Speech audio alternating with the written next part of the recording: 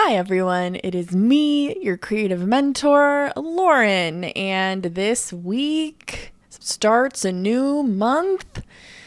Exciting stuff. We've talked about how to think about being a creative. We've talked about how to get paid as a creative. So what are we going to talk about now? What more could there possibly be? This week / month, we're going to explore the mental health of working because I think that is something that is somewhat of a new concept amongst the working class at this point. And it is something that's important to my generation and probably yours. And there's a lot of learnings we can take away from the people who've come before us. So I wanted to touch base on that. But how I start every episode of the podcast is, my name's Lauren. This is the Creative Mentor Podcast. And no matter who is giving you advice about your career, you should vet them. And that includes me. This podcast comes from a point of frustration I was seeing on TikTok, my favorite place on the planet, where a lot of art students were really frustrated in a way that I was frustrated back when I was in school in the mid 2000s, or 2010s. I don't know time. And no one just like flat out tells you how this works. So I'm going to do it. And hopefully these little tips and tricks and this guidance can help you out. You can find me on TikTok at The Creative Mentor. You can go to my Patreon page, The Creative Mentor on Patreon. All these podcasts, the YouTube clips, any links that I mention are all there, as well as my digital download booklet. Most of the content is free. The booklets are a couple bucks. So let's dive right in.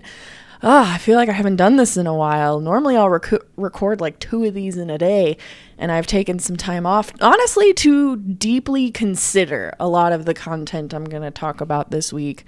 So the first thing I really want to cover this month is Imposter Syndrome, which is something we all suffer from, and I wish I could tell you it gets better.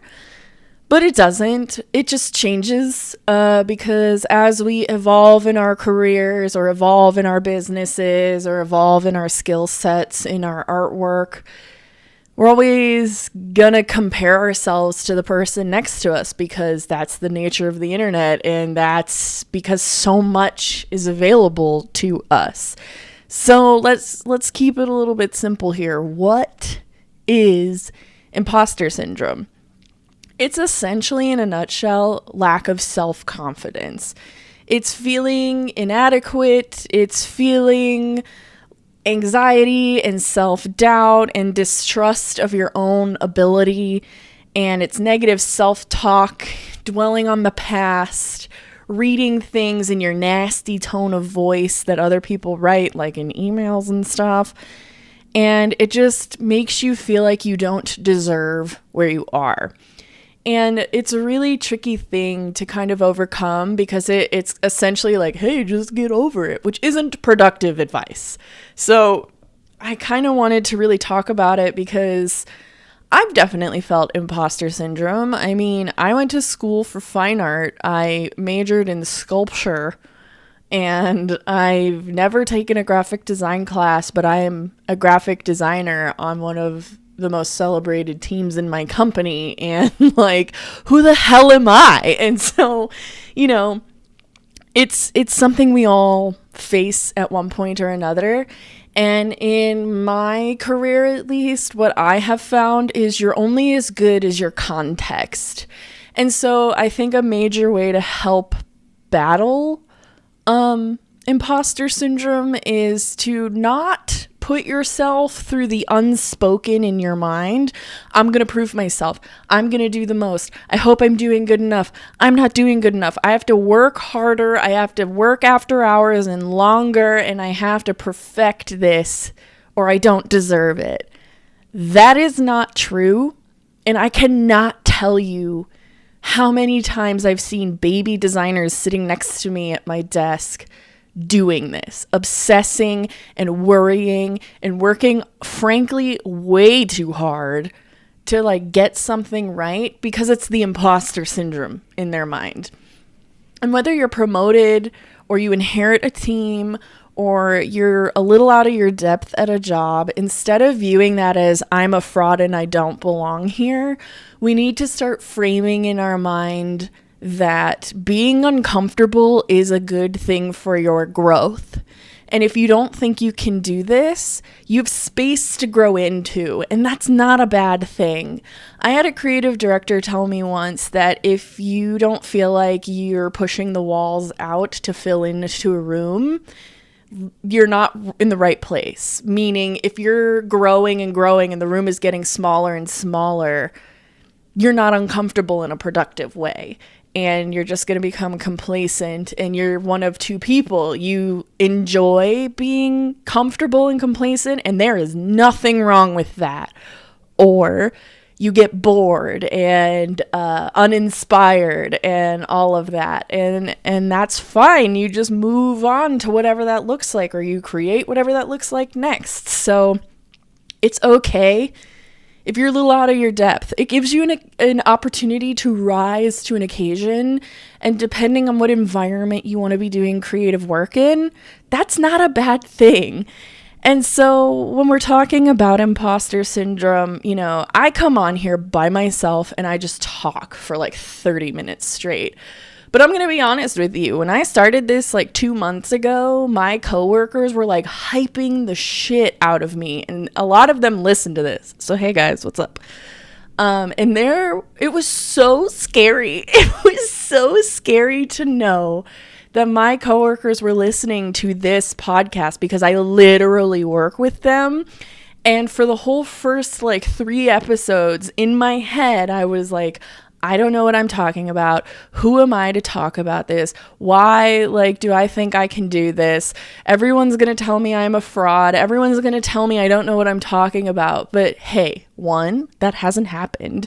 2, it's not going to happen, because I'm really passionate about this and I care a lot about this. And I've worked everywhere and with everyone, and I'm nosy, and I'll be in your business, and I'm going to ask your opinion about stuff if we work together, or I have access to somebody. And I literally ask everyone, why do you do this? What are you doing? Do you like being freelance? Do you like being full-time? La, la, la, la, la, la, la. And then I come on here and talk about it for you guys who maybe don't have access to these people, or don't really know what direction you want your career to go yet. All of that's fine. And so, that's that's what I mean by this evolves, I've been doing this for 8 years, graphic design, advertising, production work, all that stuff.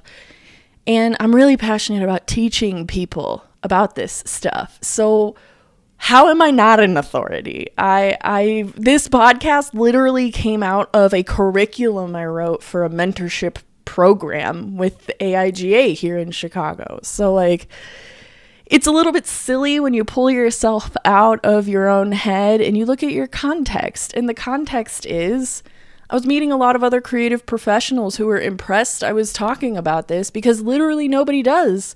And they all learned the same things I'm telling you the hard way. And I don't think you should have to learn this stuff the hard way. So, you might be fresh out of school, or you might be pivoting your career, or you might not be the most well-practiced person in your craft. But what is an opportunity in that? Instead of going inward and eating yourself alive and being like, oh my God, I can't do this, is to glom on to the people around you who are doing it and who know more than you and who clearly want to teach you. I'm really lucky most of the people around me want to teach me, and I will regurgitate anything I'm taught to someone else who wants to know.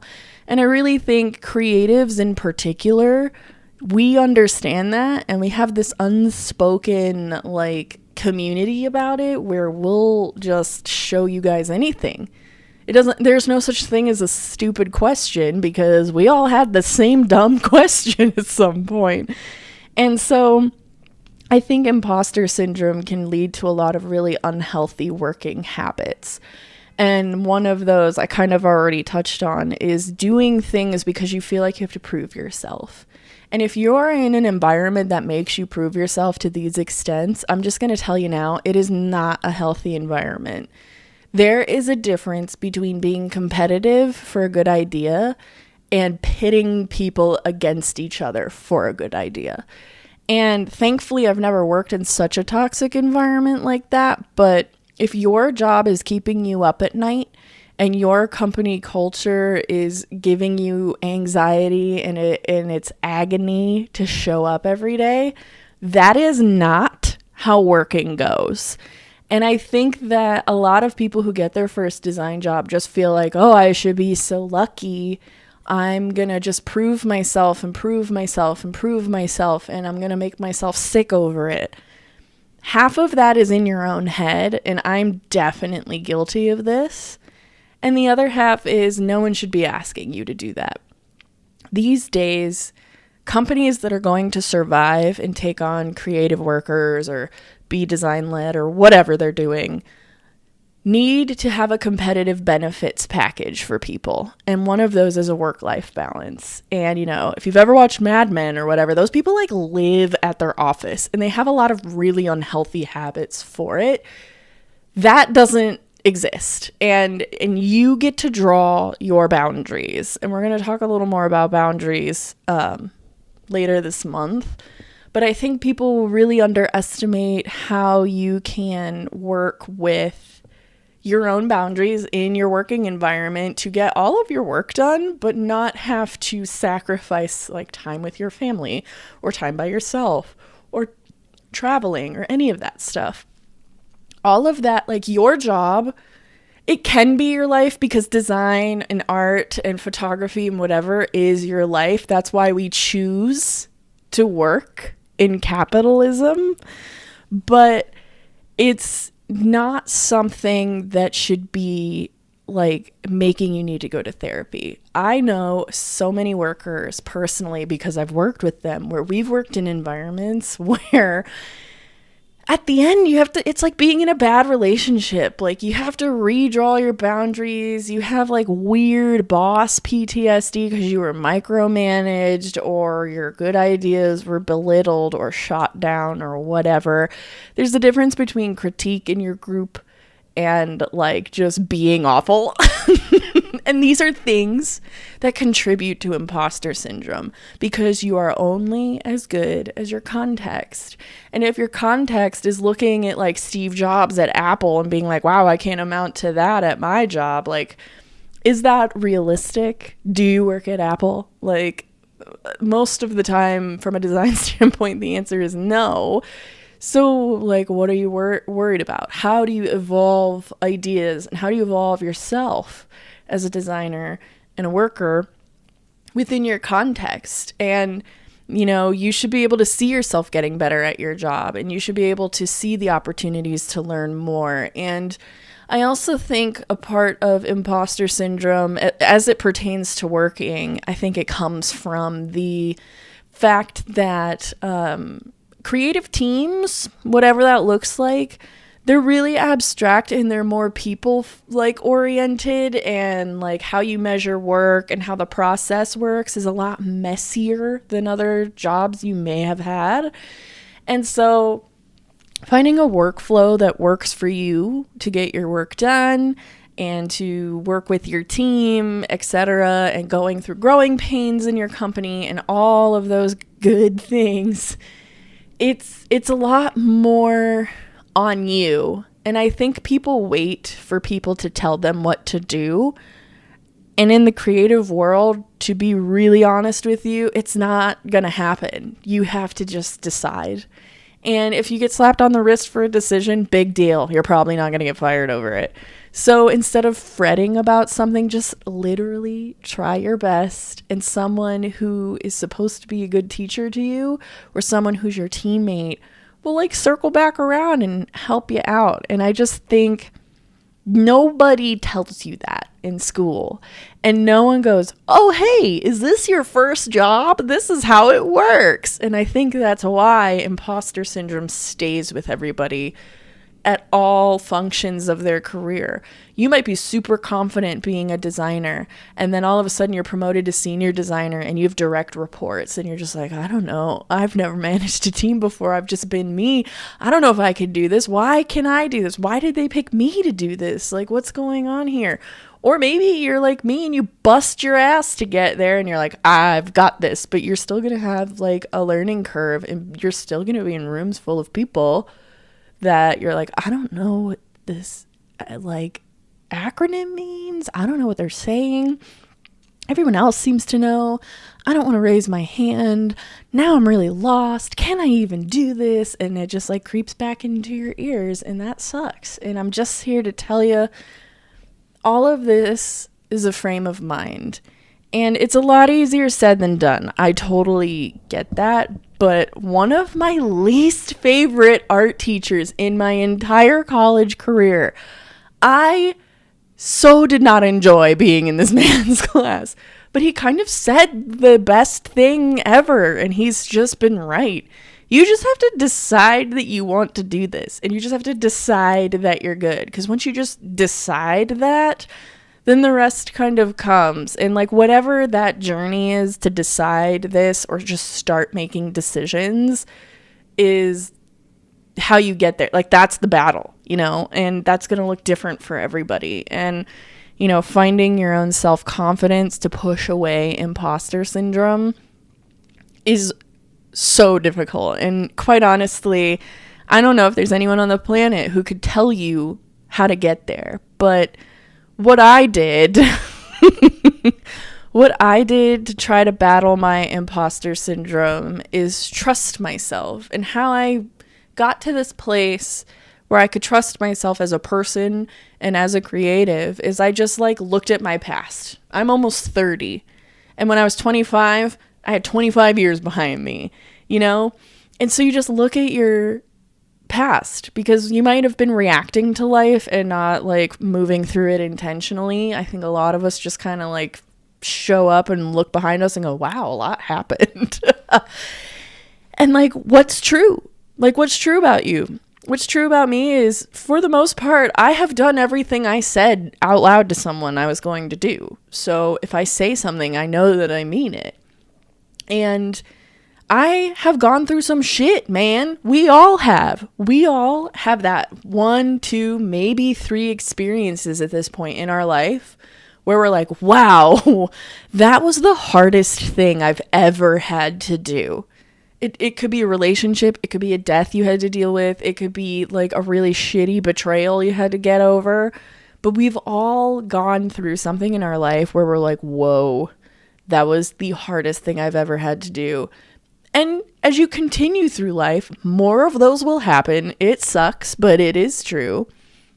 So what I do when I have like a really big presentation I don't know if I can pull off, or I have to meet with someone who is so much more important than me, that makes me so nervous. Like, I would much rather talk to a crowd of 400 people than sit in a room with one important person and have to like carry a conversation with them. It just makes me really nervous. I get really scared.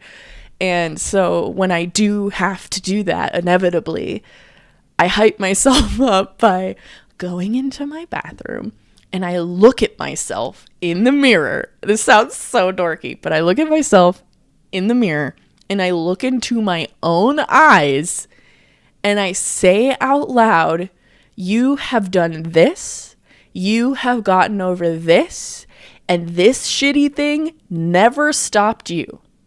You can have lunch with this guy. You can do this presentation in front of these important people. You can pitch this idea to your team. You don't have to second guess why you pulled all this inspo or whatever I'm doing. And when I say it out loud and I look at myself like that, I don't know why, it just makes me really, really hype. And I'm like, yeah, I did do that. I did do those things. I did get through that. And like, you know, if I can survive, you know, my best friend abandoning me in LA and me losing every piece of money I ever earned in my life, and I had to live with my parents for a year, and now I like live and own my own place in Chicago. Yeah, I could have lunch with this important person. Like, it just gives me better context to be brave, even if it's just for a finite amount of time. And just kind of breaking overwhelming things down into digestible pieces and into possible pieces makes imposter syndrome that much easier to shove out of your head. And also, like, it really helps to be able to listen to people and believe that what they're saying is true. And I think a lot of people, sorry if you can hear sirens, I live in a city. But a lot of people who get hired up, like, I have a couple people around me who are like making a couple $1,000 to like six figures all of a sudden, and they're doing like a really important interface job at like a really important pharmacy, whatever the heck. The point is, it was like a big UX gig, and like they were just like, I don't know how I got here. I was just doing this, and then I like applied myself and I built this portfolio and I went after this contract, and now I'm like this like point for like all these different departments, and I'm the only one doing what I do, and people are looking to me to like lead this project, and I can do it, but I've just like never done this before, and I'm just like worried I'm not doing good enough, and like la la la la la, because like, you know, you feel like you're the only one who knows you've never done this before. But quite frankly, so long as you can deliver, people don't really care. And people are moving so fast at work, they don't have time to think about what you're thinking about. That's why they were hiring you, to think about it. So, like, that kind of perspective also helps me, especially when I'm having really bad inner monologue days where I'm just like, that was stupid what I said. No one gives a shit about this thing that I shared. I've brought this up 6 times. Nobody's ever bit for it, but it still applies to this assignment or this idea or this like trend report I'm working on or whatever. I like it. I'm going to keep bringing it up, but like, man, everyone must think I'm a fucking idiot. I'm not interesting. I'm asking for too much attention. I'm being too overbearing. I'm taking up too much space. And I think part of that too is because me specifically, I'm a cisgendered woman, and you know, we are considered less than in a patriarchal society. I'm not saying that my team thinks that of me, but I'm just saying in general, like, I grew up with this. This is how my brain was programmed.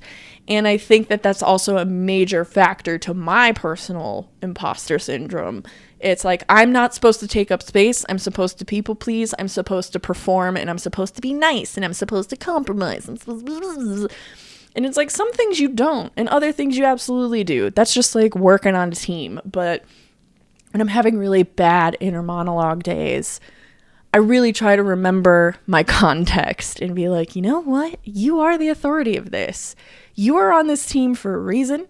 You were hired to work here for a reason. Your work warrants the merits you earn at work. Your work, like, is a reflection of how much you care. And quite honestly, if you're having really bad imposter syndrome, you're probably doing just fine, and you're probably really good at your job, because the people who suck at their job don't worry about it. It's kind of like that saying where it's like, oh my God, I'm so worried I'm crazy. Am I crazy? Oh man, maybe I should go to a doctor. I think I'm crazy. And that saying is like, crazy people don't even know that they're crazy. They're not even thinking about it. And like, I think imposter syndrome is very similar to that. And so I think we can kind of just eat ourselves alive with that. And instead of letting it consume us, especially as brand new workers, I think the best thing that we can do is do our best to shake that off. That is way easier said than done.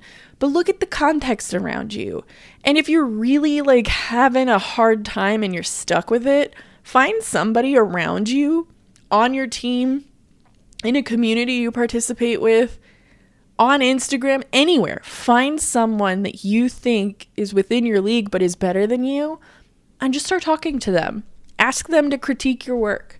Ask them for a second opinion. I do that all the time. And quite honestly, I feel very privileged with my online presence, especially now with how TikTok has gone for me. I can talk to literally all of you. And I've built relationships at my job where I can just talk to anybody and ask them about this or be frank about this, or, you know, snoop around in design files on our servers and look at what everybody else is doing. And it's really nice, and I really feel like it helps me grow. And that helps mitigate a lot of my imposter syndrome. But it's sifting through a lot of, can I do this? Am I uncomfortable because the room is too big? And can I grow in this room? I'm uncomfortable. I'm not good enough. But if everyone else around me on my team is good enough, that means I have to be good enough too. So false. I'm great. Or I need to go pep talk to myself at myself in the bathroom. And also sometimes like imposter syndrome just creeps in because there's a lot of stress around us anyway, and it might have nothing to do with your work at all. I mean, we're still in a pandemic. A lot of us are still unemployed. A lot of us are struggling in a lot of ways right now. Like, it's okay to be like freaking out sometimes.